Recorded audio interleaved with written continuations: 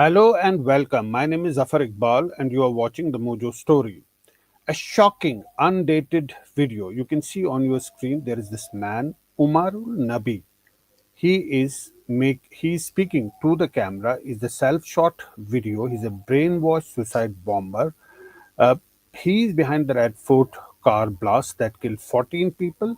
In this clip, Umar speaks in a calm tone in fluent English. But what he's trying to do, he's trying to justify suicide bombing, and he calls it as a martyrdom operation.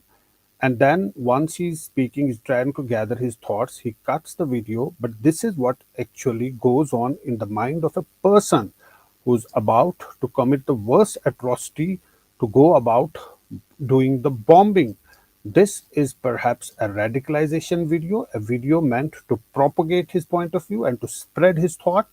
That's precisely the reason that this video is recorded, but it's a chilling video. The way this man is interpreting suicide bombing and terming it as martyrdom. We'll try and understand this, the concept of radicalization, what goes on in the mind of a suicide bomber. We're today joined by an eminent panel.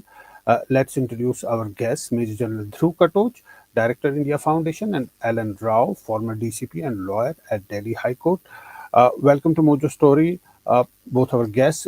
General Dhruv Katoch, when I saw this video first, I was shocked the way that this man, in a calm tone, is explaining suicide bombing and saying that how this amounts to martyrdom.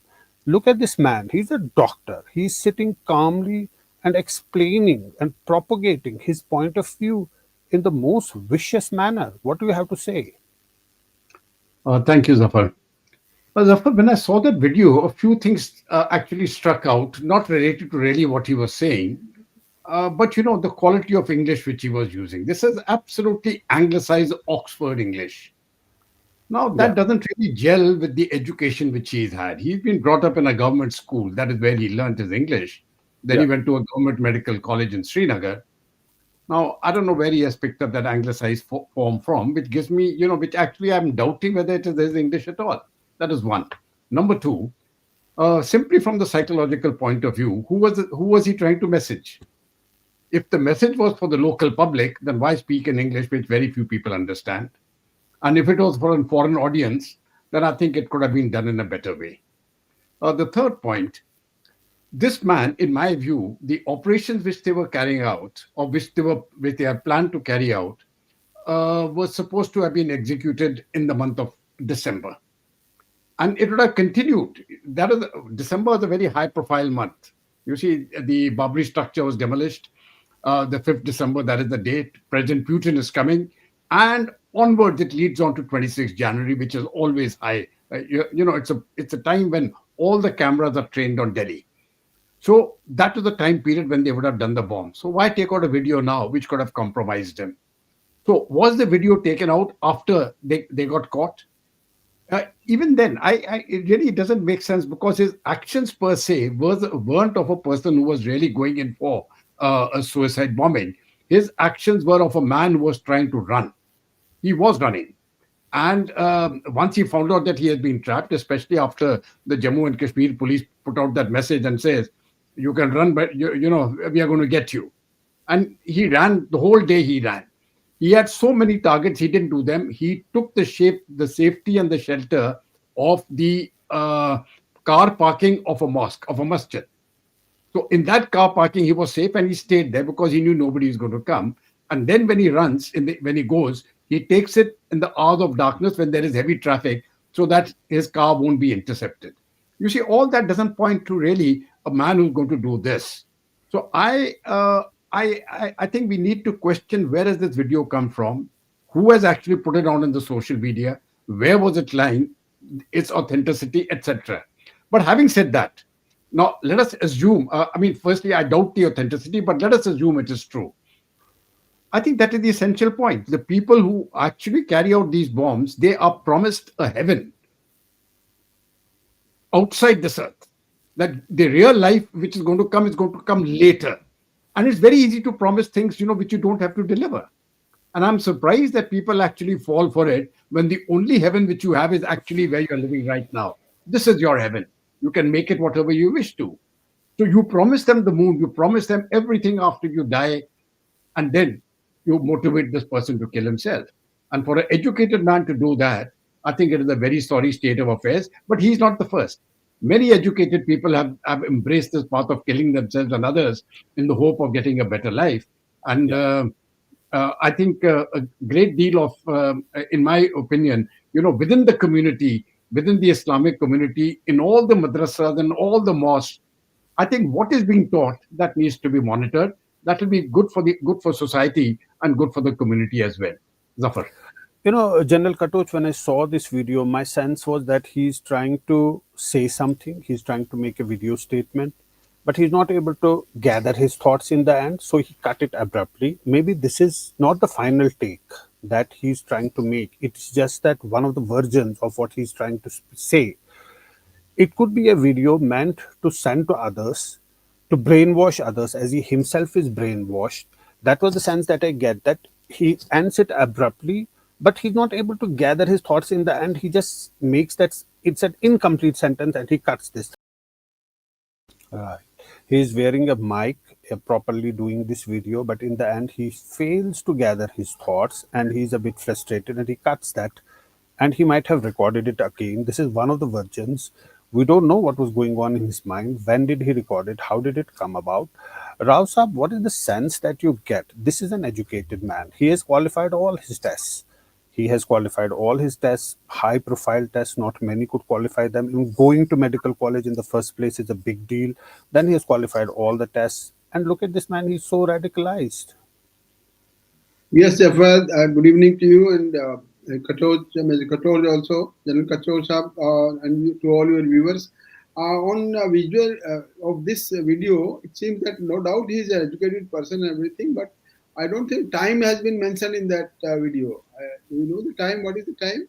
Date and time? No, No. it's an undated video. No, it's an Undated undated. video, and maybe what may be the purpose of making this video and then making it on putting it on social media? That is a very strange question. What is the purpose of this, motive of this video? I fail to understand. But on the face of it, on the facial expressions of this doctor, seems that he's very much radicalized and he's talking about the death and the suicidal bombing, etc., etc. So I think first of all we must verify whether this video uh, is not AI generated, because there are so many videos are being circulated on social media with the AI generated, and how this is after his death, how it has been revealed in social media, and who has put this, and all these questions are to be answered before we go into the detail of what he is saying. But one thing is very much sure that if this video is correct, then he is very much radicalized, and his thoughts are something not normal, abnormal thoughts are being displayed by him.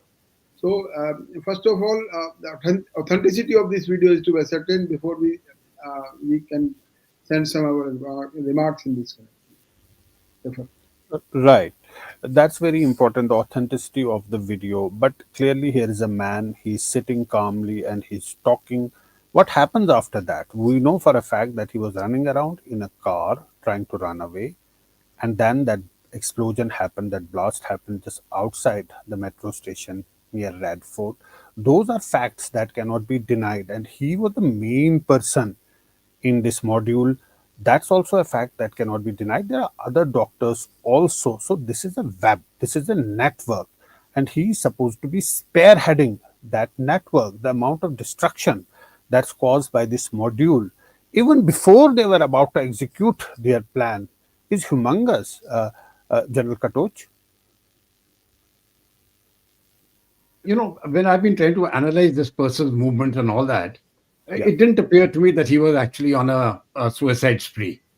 When he find when his, regardless of what people say, in my view, it was an accidental blast. The explosive went off the same way it went off in Nogam. You see, it's a very unstable compound. And unless you have a stable sort of an explosive which you detonate at your convenience, we really don't know. If this man was really, and if he had really understood explosives and he wanted to detonate it, he would have been in possession of a detonator and the entire kit. That means the power to detonate would have been in his hand at any point of time of his choosing. I don't think he had that. And if he didn't have that, then how did he cause the detonation? So the question of he may have attempted, I mean, let us say that he knew that he's going to get caught. He knew that his days are numbered. Yeah. So to that extent, there was absolutely no doubt because the message had been passed to him, and all his colleagues had been arrested. Their plot had been thrown out. So what he was the ringleader of, all that has gone waste now, and he knows that his entire life, because this particular action, everything has gone waste. His life has got no meaning anymore. That I think that would have been very, very clear to him that I am caught, my colleagues are caught, and we have not been able to carry out any destruction. That would have been the state of his mental tension on the day in which he actually killed, in which he died. But prior to that, I think when if you go back a few days as to even let us say he made the video and it is his video, it doesn't appear logical to me because all that is the time when they were planning. They were planning to execute something really big, really powerful, and then, in his view, his name would have been etched in golden letters somewhere. You see, amongst the annals or whatever it is.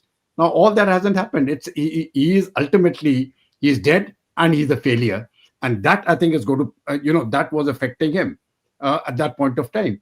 So that's this entire. There is something wrong in this video. I really can't pinpoint it. And as my colleague has so rightly put it down, it requires detailed authenticity, especially if we can find out which day was it done and where. If it was done recently, I don't know. He's not putting on anything much. You see, he's putting on a summer dress, and we are in winters now. So has he done this at this point of time? Is the room warm? Do you still put on the jersey? There are myriad questions, the answers to which we don't know.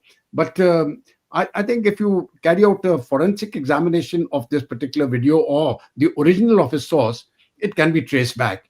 And then the real truth will come out as to what actually happened. Zaffar. Right, but the intentions are very clear. They were planning. There's no doubt about it. They were trying to procure explosives. They had stored explosives. They had taken those rooms where huge quantities of explosives were stored. The intentions were very clear to cause destruction, to do some sort of a suicide bombing, maybe multiple suicide bombings in different cities. Nobody knows what was their plan. When did they want to execute it? Some say around the demolition in December. That was one of the plans they had, but they were also, it was a net, it was a web that was spreading. More and more educated youth were getting involved in all of this. This is clearly a shift, General Rao Saab. We've seen in the past that there are educated people who have joined militancy and terrorism, but this is particularly a module of doctors, and those are doctors who have uh, who have done their medicine degree from government medical college. They've gone to big universities, they're teachers, they're studying, and this is a network that was spread across multiple states. Now this gives Pakistan a cover, that they say that these are people who are in India, who are doing all of this. They're procuring the ammunition from there only. This is, Pakistan is sort of saving itself. But these people are getting radicalized, and their network was only growing by the day. Yes, Zafar, this is much more worrying situation when these well-educated person, particularly the doctor who is considered to be in the noble profession of saving lives of the people, and they are entering into such type of destructive activities like terrorism, that you can say the white collar terrorism. They name it. We name it. All media is naming that there is a white collar and a well-educated person. Not only the doctors. In the past also, we have come to know that some engineers and computer engineers and well-educated persons who are done business management also, they have also been caught in some terrorist activities. I must remind you, in 2008, when there was a series of blasts in Delhi, about 5 blasts were committed by the persons who were well-educated and computer experts. And their hobby was that whenever they do some blast, they used to store picture in their laptop, and then they used to send these pictures to their akas, to their handlers in Pakistan, just to confirm that yes, we have done it, done this thing. So this is a very peculiar situation where these educated people are being radicalized in these terrorist modules, and more particularly about this person who is being seen in this video. Definitely, this is the fact that he was one of the group of that doctors who were studying who were working in Al Falah University, and at their instances, so much huge this chemical material was recovered at the instance of information given by Jammu and Kashmir police to Faridabad police, and this is also a factor that he was also one of them, and then he was on the run. I think that with the vehicle and having this bomb inside that car, I-20 car, and then he was. All these facts are true, and that situation. That it this they I think in my considered opinion, they were planning to blast this car bomb somewhere in Delhi itself, because they wanted to have a publicity, great publicity. If you do something out of capital of India, then it doesn't carry any so much value in media or international media, country media. But if you do something in Delhi, that becomes a big news for them, and they wanted it to prove that they can come to the Red Fort also for doing all these things. Otherwise, there was no idea or there was no purpose of his coming to Red Fort. And Red Fort is considered to be the most important historical monument, and where our Prime Minister flies our flag on every Independence Day, and it's a very big national festival is there at that time. I think they wanted to prove that what we want to do and what they can do, whatever they. But now there is a challenge to the security forces and security agencies, intelligence agencies, that such things should not happen, and these preventive measures should be taken not only by the police and security agencies, but also the public participation is also very much required, because these people are among us only, and we the people, we must find out who are the suspected person, what is their activities going on, and if somebody is found suspected doing all these things, that person should be brought to the knowledge and information given to the police or concerned police station or concerned authorities dealing with the terrorist activities in a particular state and particular police station.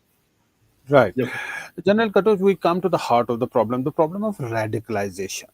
This radicalization cuts across classes, as is evident. This is an educated man, so are others who have been caught now. It is no longer limited to just a section of people who are disgruntled, who are frustrated, who don't see a future ahead of them. But these are people who have a bright future ahead of them. Apparently, they seem to have done well in life. How big is this challenge of radicalization, which cuts across all classes? How to deal with it? How to counter it? No, I think this is the problem which requires a great deal of effort to resolve. And once we start the process, we are looking at 15 to 20 years. You see, it is not something which can be, which you can implement and say, okay, within 6 months or 1 year, we will do it. Because the point is that this radicalization process, the seeds have been placed in the child's mind when he's growing up from the school books which they read. And I just want to give you an example of Pakistan. The way their school books have been put, and the idea has been placed that you are the best people on the earth and you have the right to kill anybody else. Now, if you start teaching a child that, it'll take you need a generation to get people rid of that thought. You see, so a new generation has to come where they are taught something totally different, and then when they become adults, they don't have this radicalization germ in them. So the seed has been implanted in these people, not today or something when he's become a doctor. The seed was there in them when they were children, and they have grown up with that. And now that he's in a position that he's actually passed an exam, he's become a medical doctor, he says, okay, I can do something about it. Osama bin Laden was a top class engineer and he was very, very rich. The bombers in Bangladesh, where the bakery bombings took place, they were not only rich people; they were very influential people. The bombers, and they had links to the highest families of Bangladesh. That means they were not wanting in anything, and yet they did it. So when we are looking at these things, I think it's a very, very complicated issue. It's going to be as far as India is concerned, it's going to be a long haul. And I think everybody, as Mr. Rao has very correctly put it is not simply a government effort any longer. I think if he is going to say Sarkar kya karegi ya Modi kya karega, we are being foolish. It is the public of India, the people of India now, 1.5 billion of us, we have to do it. And putting the onus on the government or on any a particular body of people, it's not going to work. I think all of us are responsible, and we have to take the challenge up ourselves. That if we see any activity of this nature, I think it is incumbent upon us to report it and to have corrective measures taken, especially amongst the school children. I have seen myself sometimes. I won't like to talk about those issues here, but a kid of 8 to 9 years, when I heard that person's conversation, and this was in Delhi, I was amazed. And I thought to myself, we need to do something. Otherwise, these are the children who belong to very good families, very, the upper class, rich, urban. And if they are expressing such thoughts, there is a danger. So it is there in our society. I think the most important thing is we have recognized it. So the cancer is there. We know it is there. How to treat it? That I think is going to be the challenge over the coming decade. It is not. We are not talking about a few years. Or so. I will say 1 decade to 2 decades. We have to really be serious in tackling this problem, and then see that it is reduced to absolutely negligible amounts. Zaffar.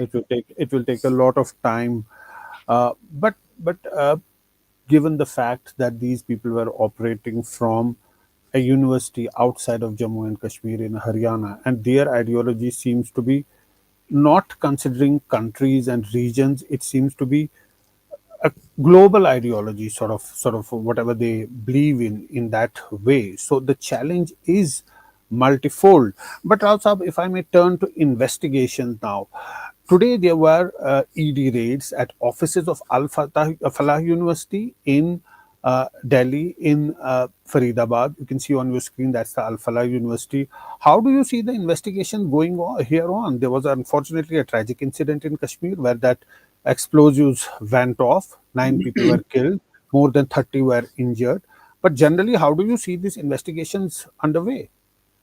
Jaffar, look, the case is being investigated right now by the national investigation agencies because the concern of other states are also found during the investigation. That's why initially the case was being investigated by special cell, but finally the Home Ministry thought it proper that it should be investigated by the NIA, because NIA is having a very vast power all over India.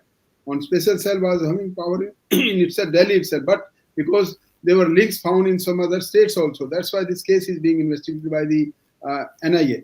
Now, this Delhi case, blast case, but that case of Faridabad recovery, as you rightly said, that the recovery of Faridabad, recovery of the explosive, which was recovered in the morning of 10th of November, that case and that stuff of that chemical material was not required to be taken to the Jammu and Kashmir, Nagaon, because no doubt the initial case was in Nagaon police station, but that case was having some trails in Faridabad, no doubt in that. But as per law, if I talk about the legal provisions, that where the recovery is made, that separate case is to be registered here also. In that case should have been Explosive Substance Act case should have been, I think, have been registered in Faridabad from where the stuff was recovered, and that evidence was for that purpose.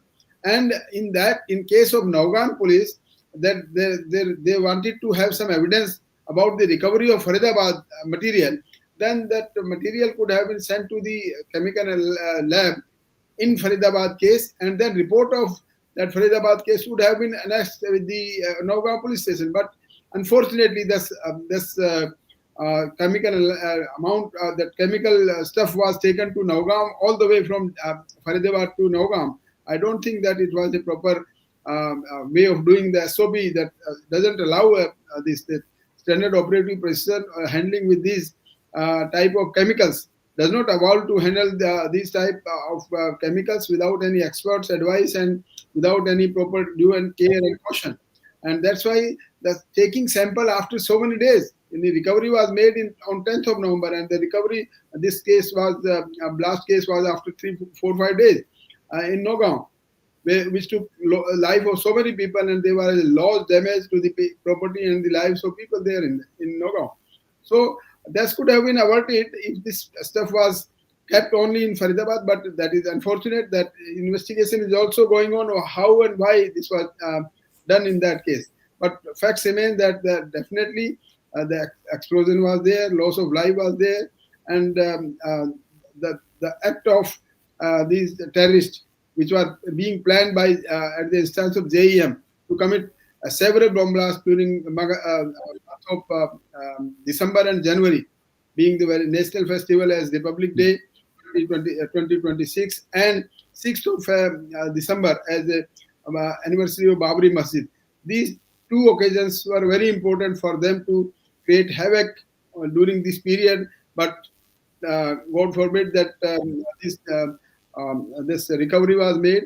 And as General Katoch has rightly said, that we need a participation by the public and police cooperation to stop all these such type of incident in future. Right, and look at the amount of recovery, about 3,000 kilos. General Katoch, I went to the house of the revenue officer, one of the persons who got killed, and his wife Kulsum was telling me that he was very scared to go. When he went there on the first night, he could sense that they were testing something. There were fumes coming out. He came back to his home. He said that it's very dangerous. The material that is at the police station is very dangerous, but it's his duty to go. So he went again the next night. But before going there, he told his brother and his wife that look at it, it's an extremely explosive material here. It's very dangerous. I don't want to go, but I have to go because this is my duty. He had told them that a day before they were just testing something and there were fumes coming out of it.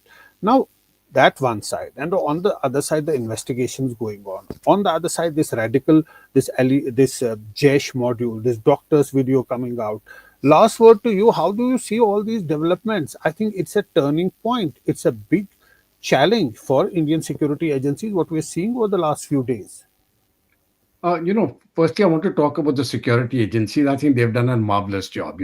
Started from the Jammu and Kashmir police to the other police forces to the intelligence agencies, regardless of the fact that this Umar chap could blast his, that vehicle blasted in Delhi and cause casualties. But when I see the overall situation, I mean, imagine 3,000 kgs and 30 bombs spread over Delhi. It would have been absolute mayhem, and we'd have had the government falling over this.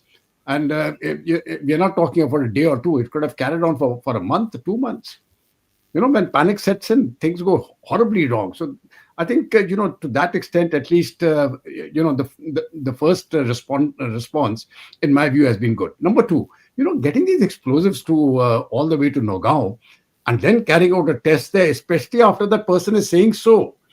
I'm still absolutely puzzled as to how they could keep such a vast quantum of explosives at one place and test it. This has to be segregated. There are very procedures. I've seen it in my entire military career. We don't handle explosives in this manner. There are very, very specific drills in handling explosives. And then once the actual test is being carried out, only one person or maximum two people are there. You don't have that because we know accidents can happen. And then you have to minimize those casualties. You place sandbags all around to prevent collateral damage. None of that was done. So I'm afraid somebody has slipped up very badly as far as the handling and the storage of this explosive was concerned and why it was moved. In your last show, I had very clearly stated, if this is required by law, then we need to change the law. And if, as a friend, a colleague has said, it is not part of the law, then I'm surprised as to why they actually took it there. The third thing is, I think all of us have, terrorism has come down a very great deal as far as India is concerned. There is a tremendous amount of certainty that we are in a much, much better environment today. But we still need to be careful. I think for the public and for the security agencies, that level of cooperation, that level of trust with each other, and be the first responders. If something goes wrong, give a phone call. We can a damage may take place, but we can ensure that it is restricted to the barest minimum. I think that is what we should aim at. And lastly, regardless of the fact which you said in your opening statement that these people are homegrown, etc., what Pakistan is claiming, the point is they belong to the Jaish-e-Mohammed. If they belong to the Jaish-e-Mohammed and they owed allegiance to the Jaish-e-Mohammed, the headquarters of the Jaish-e-Mohammed is in Pakistan. The headquarters of the Lashkar-e-Taiba is in Pakistan, or the Hizbul Mujahideen is in Pakistan. Under all circumstances, Pakistan is culpable and responsible for what has happened, and they will pay for it. Zaffar. Right. Thanks so much, General Katoch, Rao Saab, for joining us today and for sharing your thoughts. And thanks to our viewers for tuning in and for watching the Mojo Story. Thank you. It's great to see you here. Thank you for watching our work. If you haven't subscribed yet, don't forget to click the bell icon and subscribe to Mojo Story and support independent, robust journalism.